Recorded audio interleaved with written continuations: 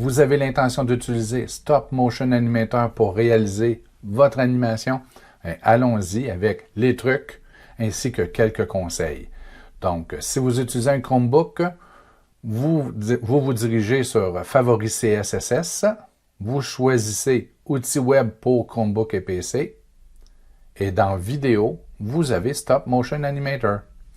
Si vous utilisez un ordinateur et que vous ne voyez pas Favoris CSS, alors vous pouvez inscrire monurl.ca.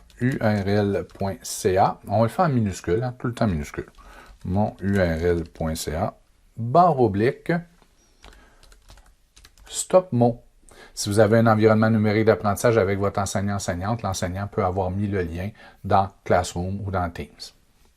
Donc, monurl.ca StopMo ou encore dans Favoris CSS, vous vous rendez à cette page-ci. Une fois que vous êtes rendu, vous cliquez sur le bouton. Si vous cliquez ici, vous allez regarder la vidéo que vous regardez présentement. Donc, on démarre Stop Motion Animator et voilà, c'est fait. Là, avant de débuter, on va s'assurer de se rappeler des conseils. Donc, j'ai pris le temps de me faire un scénario. J'ai même pris le temps de faire un scénar-image. Donc, de me faire des espèces de symboles, des bonhommes allumettes qui représentent quels seront les plans que je vais filmer. Donc, ça, c'est fait. Deuxième conseil, c'était de déterminer le nombre d'images secondes. 7 pour avoir l'effet stop motion, c'est ici, 7 images par seconde. Vous pourriez l'augmenter pour avoir un rendu plus fluide, mais ça va demander plus d'images. Donc, 7, c'est généralement le bon choix. Troisième conseil, l'éclairage. Okay? Mais avant de faire l'éclairage, regardez, ça, c'est la vue de la webcam que j'ai sur mon ordinateur. Ce n'est pas celle que je veux. Je veux utiliser la caméra à document. Donc, allons-y. Je vais immédiatement changer la vue pour la troisième caméra. Si on vous demande l'autorisation, vous répondez oui. Et voilà, j'ai ma caméra. Et là, le conseil que je voulais faire, que j'avais pris la peine de vous mentionner, c'est d'avoir suffisamment de lumière. Donc, allons-y. On va voir la différence. On voit quand même très bien la différence. C'était le conseil de l'éclairage. Le positionnement de la caméra. D'accord? C'est comme ça que je le veux. Après ça, on n'y touche plus. Et là, on va être prêt à débuter. Donc, je me suis assuré aussi que j'étais pour couvrir tout l'espace que je vais avoir de besoin. Parfait. Le bouton on-off, c'est pour activer, désactiver la caméra. C'est correct, on n'en a pas besoin. Capture, c'est le bouton pour prendre chacune des photographies. Une fois qu'on a débuté, on peut aussi faire la barre d'espacement. Undo, c'est pour défaire la dernière photographie, pour voir ce qu'on a fait jusqu'à maintenant. Tout effacer, attention. Enregistrer une trame sonore. Effacer la trame sonore, faire attention aussi. Et enregistrer notre montage, notre animation qu'on a fait.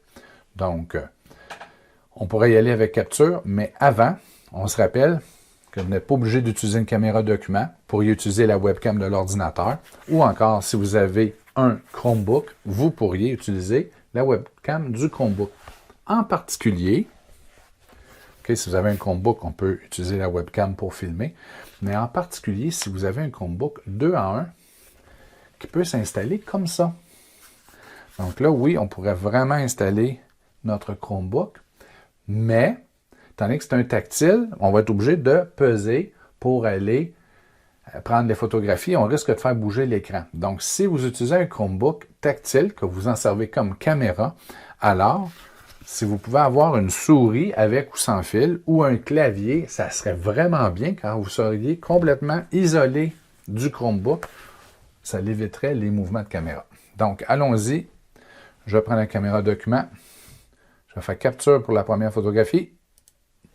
Et là, j'y vais pour la deuxième. La troisième. La quatrième. On s'assure que tout est au focus si vous avez une caméra avec un focus manuel. Et là, si vous êtes plusieurs dans l'équipe, c'est là qu'il y a quelqu'un qui prend la photographie. C'est une autre personne qui déplace le bonhomme ou l'objet.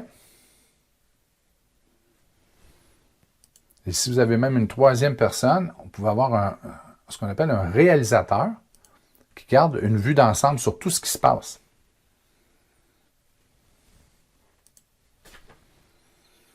Comme ça, si jamais il y a quelque chose qui a changé dans le décor,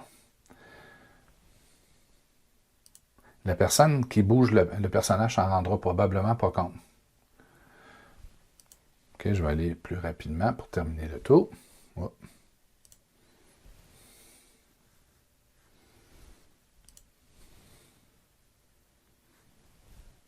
Et là, pour terminer, je vais prendre au moins une quinzaine de photographies. Là, on ne bougera pas, juste pour allonger la vidéo, parce qu'il faut comprendre qu'à chaque fois qu'on prend 7 photographies, on réalise 1 seconde d'animation. Donc, je voudrais au moins que la vidéo ait 10 secondes. Donc, 70 photographies. Et voilà, je peux aller vérifier ce qu'on a filmé jusqu'à maintenant. Et là, on a quelques secondes où il ne se passe plus rien. Mais on pourra quand même parler. Et voilà. Si je désire enregistrer une trame sonore, je peux le faire. Sinon, je pourrais immédiatement l'enregistrer. Mais allons-y, on va enregistrer une trame sonore. Le microphone, étant donné qu'il est déjà utilisé dans cette capsule, le son va être terrible. D'accord? Vous, ça va être mieux que ça.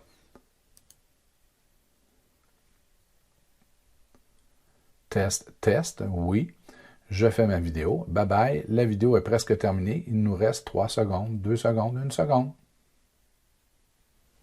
Et on peut même écouter et voir. Test, test, oui. Je fais ma vidéo. Bye bye. La vidéo est presque terminée. Il nous reste 3 secondes, 2 secondes, 1 seconde. Et voilà. Dernière étape, il faut maintenant enregistrer son montage, son animation. Donc, je vais faire Save, enregistrer, lui donner un nom. Stop Motion. Si vous utilisez un Chromebook, vous allez enregistrer directement dans votre Google Drive et c'est réglé. D'accord? Vous choisissez Google Drive ici. N'hésitez pas à me demander autre chose. Excusez. Mais si vous utilisez un ordinateur, alors vous pouvez aller enregistrer dans votre lecteur X ou encore sur le bureau. Vous enregistrez le tout. Et là, votre enseignant va passer avec une clé USB probablement pour ramasser tous les fichiers. Donc, c'est la façon de fonctionner. Donc, on s'assure qu'on a le bon nombre d'images, que la caméra est bien placée, un bon éclairage. On a choisi la bonne caméra et on est prêt à débuter l'animation. Chaque personne a son rôle. Une fois que c'est terminé, on peut ajouter une trame si on veut et on enregistre. Bonne utilisation, bonne création. Bye bye.